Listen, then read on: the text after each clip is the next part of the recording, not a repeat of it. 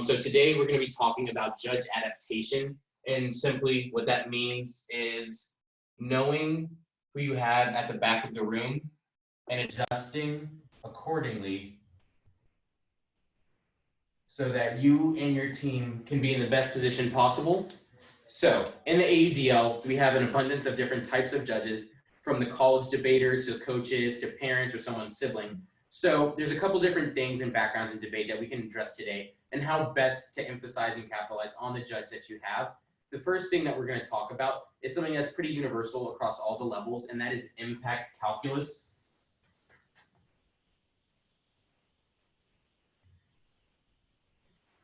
So with impact calc, a lot of the parent judges or people that are going to judges training who might not have the most extensive or thorough background in debate are going to be taught the basic things that you have in your resource packet, like Mr. T. And so if you were to find yourself debating against a team and you have a judge who says that they're a parent or they're supporting the team or this is their first time judging, you're going to want to make sure that you really emphasize and are very persuasive when you're on impact calc debate, especially in the Mr. T formula, because per the judge training instructions and what they've been instructed on how to render a decision, they're going to be really looking for these key aspects. So Mr. T, which of course means magnitude, risk, time frame, you're going to want to more deliberately and methodically explain why your impacts are outweighing on a specific part. Like let's say if you want to go for magnitude, why like a nuke war, like great power war causes X impact, and you really want to explain your full story. You want to look to make sure that you have cohesive thoughts and that the judge can evaluate a scenario as opposed to just like one card or a tag. You want to make sure that you fully explain the option that the judge is evaluating. So the Mr. T component is going to be very important for your newer judges. Impact calc is something that you're always going to have to do though. That includes if you have an Emory debater or someone else that's assisting that has a higher like background knowledge of debate. So you're going to want to make sure that you're still using the Mr. T formula, because that's like a time tested and proven formula for getting your impacts across. But you're going to be way more efficient in that aspect and not so much tell a story like you would do at the introduction of a paragraph or like an essay or something, but more so formulate it into a more like debate and cohesively like efficient sort of overview or impact calc. So you're going to want to make sure that you're hitting Mr. T, magnitude, risk, or time frame. But like what I said with efficiency, you don't have to thoroughly explain the entire story and like create sort of like you should create a visual, but you don't have to go as in depth on like the kind of like the more like top level things, I would say. But really you want to say why you were ahead on magnitude per se, and why that wins you the debate, and why the judge should evaluate magnitude or risk or time frame, because you want to basically be like controlling the direction of a ballot. And what that means is you're going to tell the judge how they should evaluate the round, what they should look like, what they should prefer to stop first, and why you're accessing that better. So as opposed to the more story driven and where you're oriented on giving like a full cohesive story like you would like with a trailer for a movie when you're with the parent judges, with the college debater or a high school debater, whoever's in the back of the room, you really want to like help write the ballot for them and say, you're going to be voting on magnitude. Magnitude outweighs risk or time frame because like extinction or whatever warrants that you and your partner want to go to. But you want to really make sure that you're controlling the direction of the impact framing in that debate with the college judge. With a coach, you're going to see kind of like a perm of the two things. And what that means is you're going to look for more Mr. T components, as you will always do, but you also want to be a little bit more efficient and use the more jargony approach to it, because a coach could have a background in debate in college or high school, or they could not, and they could be debating out of the packet, but because they have a continued exposure to debate, they're going to be at a more rigorous like threshold than a lot of the parent or first time judges you're getting. So when you have the coach judge, you're going to want to make sure that you're still hitting on your MRT, like magnitude, risk, time frame, but also that you're kind of controlling the direction there, and say you should be voting on magnitude. We cause a great power war, which means you should be voting neg because, yeah. So you want to make sure that you're kind of like assessing who you have at the back of the room. Impact calc is always going to be a thing no matter who you have. It can be someone's brother or, like I said, a college debate champion.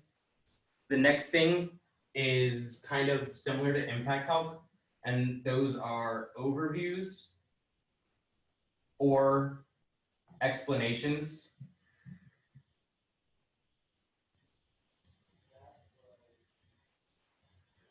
So in debate, there's going to be a lot of cards and evidence, and sometimes a parent or a first-time judge can get lost in the sauce.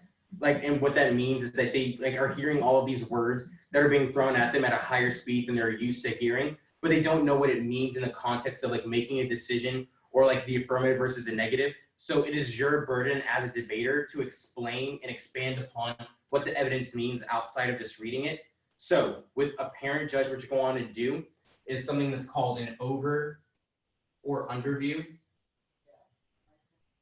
And what that means is instead of just making your argument and moving on, you're also explaining what that is, and kind of like what I said on the impact health part, you're explaining and controlling the direction of that argument. You're going to want to fully explain why what you just read to your judge and why that's important and why that helps you win the debate, because they're not going to be able to just decipher arms sales are key to the manufacturing industry and being able to understand what those implications are in context of rendering a decision.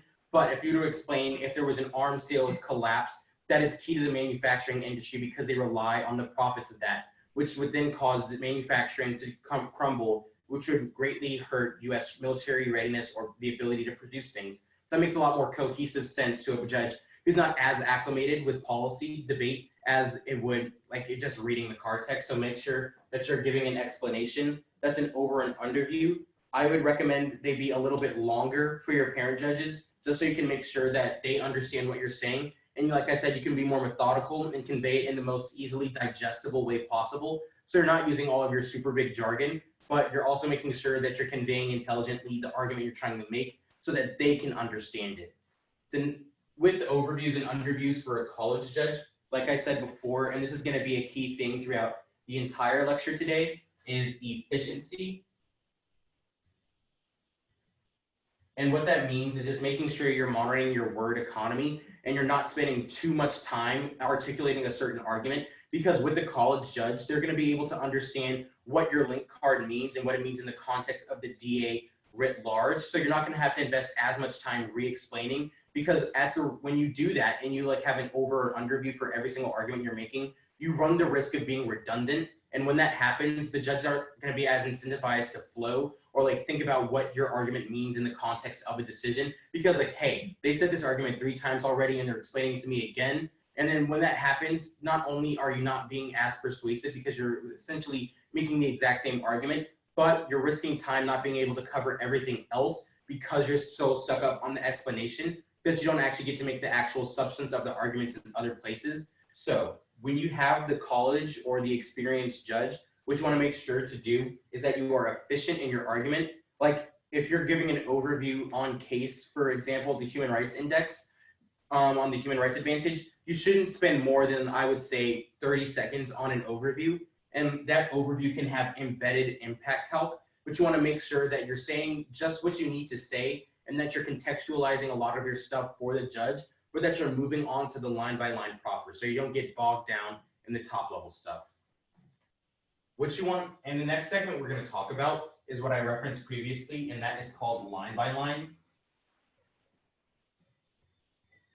And a lot of what we're talking about today interact with each other, because you can have impact calcs or underviews on the line by line, and it's encompassing of that. But this is just sort of formulaic how you want it to look for the given judge that you have in your round. So on the line by line for the parent judge, you're going to use what I said earlier with overviews and underviews, because if you're just going straight into reading cards, you're going to have a hard time seeing where that lines up on the flow and seeing the clash, because they're just getting a bunch of words thrown at them. They don't understand what they mean and how they're responsive to the previous argument. So what you're going to always want to do is make sure you're identifying arguments. And I like to use an argument called tear. And once again, I think this is applicable for all judges that you have. And essentially what this means is you're going to identify the argument, they say, and then you insert their argument there. This is especially helpful for parent judges because, like what you said before, there's just going to be a resource packet or evidence, and they may have that and they may not. They're not going to know specifically what this evidence is responding to if you're just jumping into it. But when you say they say and then you repeat the arguments of the opponent, they're going to understand whatever answer you're about to read is going to be directly responsive or attempting to answer this specific argument, and it just lines the flow up better, and it makes sure that you have understanding and the judge has an understanding of where you are in the debate. The next thing you're going to do, and we're not going to get too in detail on these things today because it's about judge adaptation and not necessarily line by line, but you're going to extend your evidence that you've already read. With an extension, you should also make sure you're extending your warrants no matter who you have judging. But for a parent or a newer judge in the pool, you're going to make sure that you're doing, like I said, under an overview. We're not just extending the tag in a warrant or why it's true, but you're explaining what the evidence says, what it means, and you kind of want to make sure that you're painting a picture and you're visualizing a scenario for that judge to understand what that card is saying. Because once again, there's a lot of high level words and very nuanced conversation points in debate, and sometimes it's hard to visualize what that actually looks like or contextualize that into a ballot. But when you explain it and you paint a picture for them, the judge, it's going to be much more digestible for that judge, and they're going to be able to clearly see why this card is important, why it's helping them win this debate, and why I should prefer it over someone else's. So make sure you're extending warrants.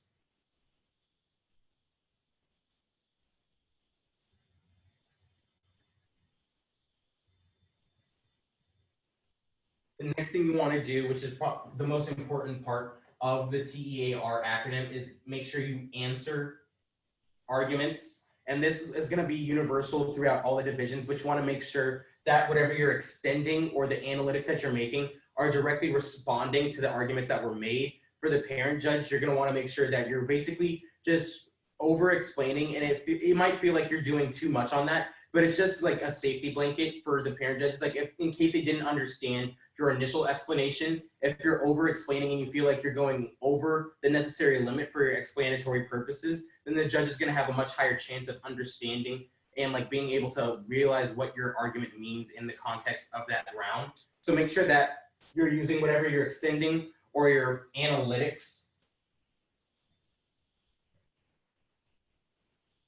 are answering the argument. For the college debater or the more experienced and veteran judge, you're going to also want to answer. You're going to use your analytics, your arguments, and your extensions.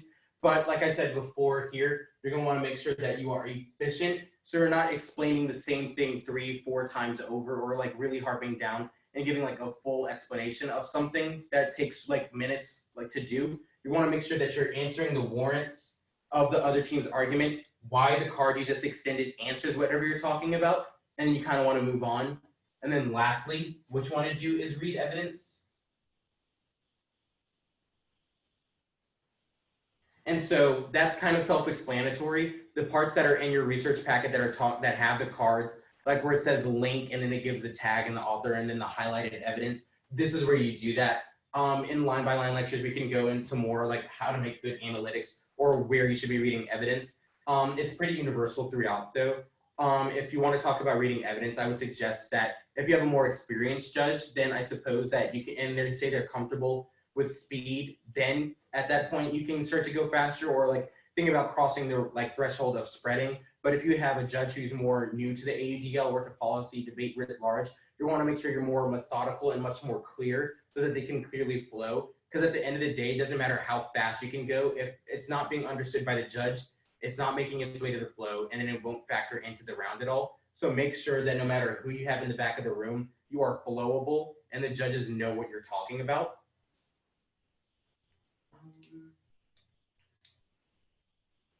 The next thing I would briefly talk about is cross-ex. There's a lot of universal truths in cross-ex. And with a parent judge, cross-ex can be an opportunity for you to explain things to yourself and to the judge as well. So for a judge that's newer to the debate scene and they don't have a continued access to this evidence and they're not interacting with it, at 2 practices a week or a bunch of tournaments a month, what you're going to want to do is ask clarifying questions.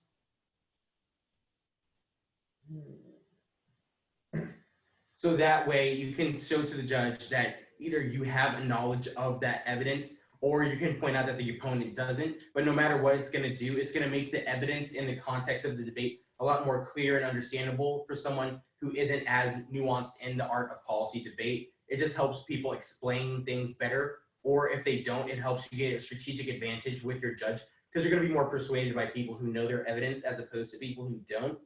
With the college judge, you can still ask clarifying questions at times, but you shouldn't spend the entire 2 minutes of cross-ex just asking like, what does this mean or why is that true? What you want to do is start to have more strategic questions. You can think of them as like gotcha questions or things that are helping set up arguments in future speeches. Like you can say that given that X, Y is Y true, or how does this evidence relate and interact with that evidence? And that's where you're sort of setting up the framework of your future speeches. And like in cross-ex, it's not just time for you to sound smart, but also it's a time for you to develop arguments and like poke and prod your opponent to see what they know, and then develop that in a future speech. A more experienced judge is going to love to see that you're actually implementing and taking a good mental or actually physical flow of cross-ex and using that in later speeches. So make sure that you're setting yourself up for victory in cross-ex so that you can do it in the speech. And of course, with all judges, you're always going to want to make sure that you are respectful, but that you have presence. Being assertive is completely fine, and it shows that you're confident and you're like going for a strategy, but being rude or overly aggressive is not, and it's not going to bode well for your speaker points or for the round at all. So we want to make sure that you're not crossing that line between being like assertive and confident or being a jerk or anything like that. So yeah, make sure that you're carrying yourself the way that you carry yourself like throughout the rest of the debate with confidence and respectfully.